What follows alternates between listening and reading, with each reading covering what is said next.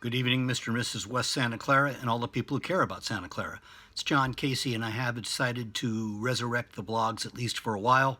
4 important items to discuss with you this afternoon. First one is the smash and grabs are back. It's a situation where someone sees your car, breaks the window, steals whatever valuables you have that are visible, and takes off. You don't have to tell me how nice a neighborhood or nice a complex you live in. It's back. Pat Nikolai and his team are working on it, I'm sure, but we need to start the protection here by making sure that you keep your valuables out of your car. It has always amazed me walking around the neighborhood with the dogs to see people leaving expensive iPods, iPads, cameras, laptops, and various other items in plain sight. That is an invitation for a criminal to help themselves. And while we're on the subject, I can hear some people saying already, yeah, John, that's my business, it's my car. Unfortunately, if they decide, the criminals decide that, hey, this is a good neighborhood because people don't pay attention, they start hitting the other neighbors.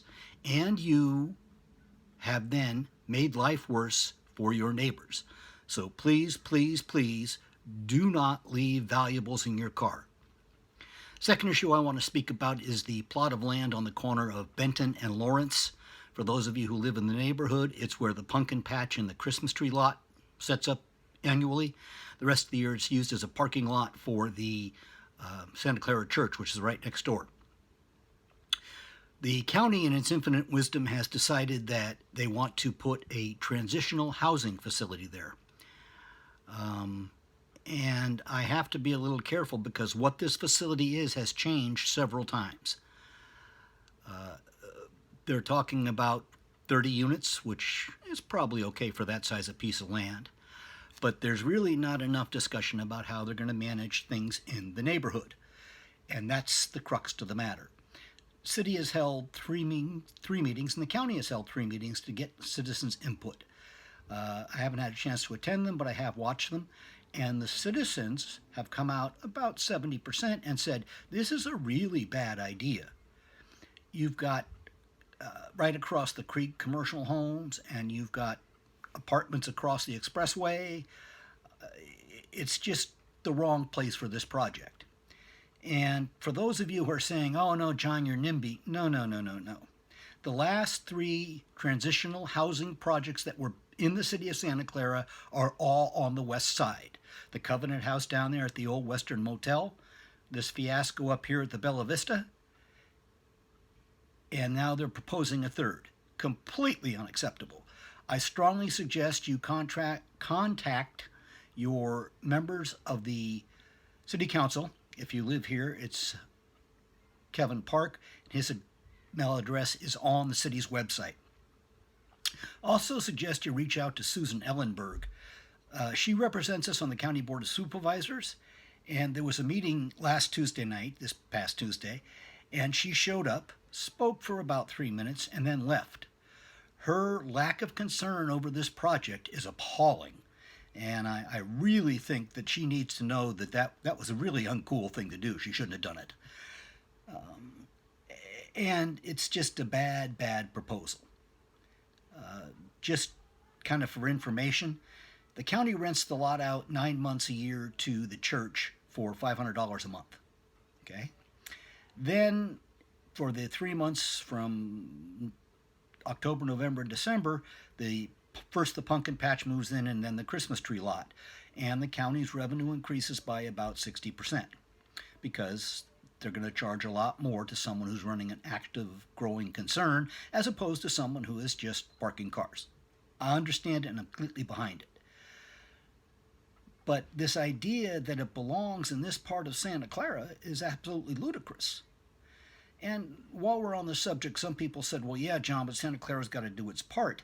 Well, some genius, and I'm being as kind as I can, in Sunnyvale decided, well, you know, our facility's never been full, so we're going to change the requirements, and then it'll be better for everybody. And the Santa Clara proposal tried the same thing. They went from actually saying, you know, we're going to help individuals, 30 individuals in there, 30 couples. Well, now they're saying families. We had the same kind of nonsense when they converted the Bella Vista. well, we're going to do this, we're going to do that. I strongly advise you to reach out to Kevin Park, Mayor Lisa Gilmore, and Susan Ellenberg and tell all three that you think this project stinks. Not enough people did it about the Bella Vista, and guess what? It's already having its troubles. Were you to reference the crime log, you would see they were already pulling people out of there. So it's not just me. This thing needs some help. Next issue is Council Member Anthony Becker. I don't know Anthony well. Be right up front about that. Recently, he was indicted by the grand jury, the criminal grand jury in Santa Clara County, for lying under oath. Pretty serious charge. The claim is that during an investigation of his affiliation with the San Francisco 49ers, he intentionally misled the grand jury. Pretty hard to believe, but okay, they convinced 15 grand jurors of it, so it moves forward. If you were to go back and look at the Fourth Amendment to the Constitution, you can see that the Founding Fathers knew that this kind of thing would happen and tried to prevent it. The reason we have the whole grand jury system is you have to convince a good number of people that this was a criminal thing to do and we need to get involved in it. And if you don't, you can't. Let me rephrase that. If you can't get a grand jury indictment, you can do it on an information. Obviously, there's going to be exigent circumstances where the police are on the scene and someone has to be taken into custody. There's no question about that. How long they hold them and what becomes of them is a constitutional issue. And I personally feel very, very bad that there is an attempt to try this case kind of in the media. Former council member Teresa O'Neill spoke recently saying that Anthony should resign. I personally think that would be a terrible idea. I believe that this whole idea of a trial by a jury of your peers is incredibly important, probably even more so for people in public office. So I don't think we should be rushing to judgment on Mr. Becker. I also don't think the city council should be involved in this. It's a matter for the grand jury. And going back to our 5th grade civics, there are 3 branches of the government. There's the legislative, voting body, city council. There's the administrative, the mayor. And the judicial, the courts. And every time you mix the 3 of them up, you have a problem. And those of you who've been around long enough remember what they did to Dominic Caserta. It was right after the Parkland shooting that his situation arose, and they had a very similar meeting, having people in to talk about things that, quite frankly, had no business on the city council agenda at all. So I, again, recommend you reach out to your city council members and tell them this thing kind of stinks. A side note is the grand jury has really become a very, very laughable organization.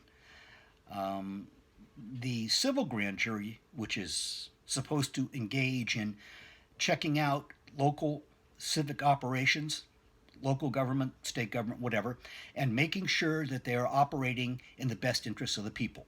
That's a very lofty goal, and I think one we can all support. However, the grand jury this year has been a complete joke. I don't recall any time in history when 3 cities have come out and said the grand jury is all wet. They have this time.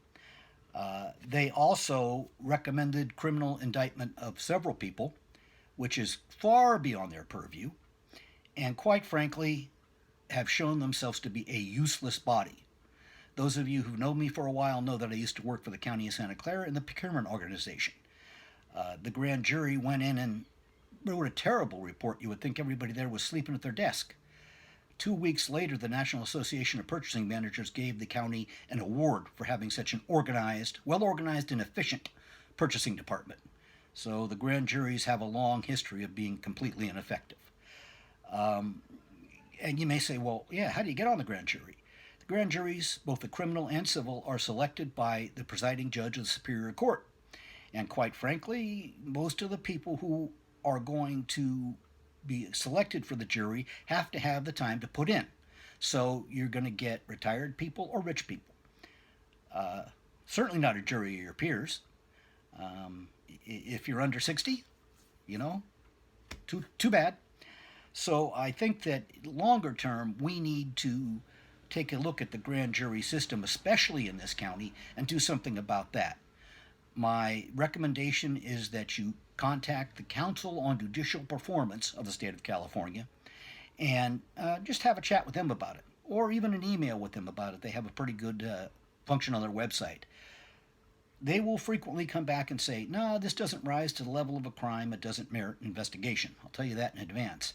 But I'm hoping that if there's enough complaints about it, something will be done. As I said, I couldn't let these issues just go on without telling my friends about them. Thank you for your time, and we'll see you next week.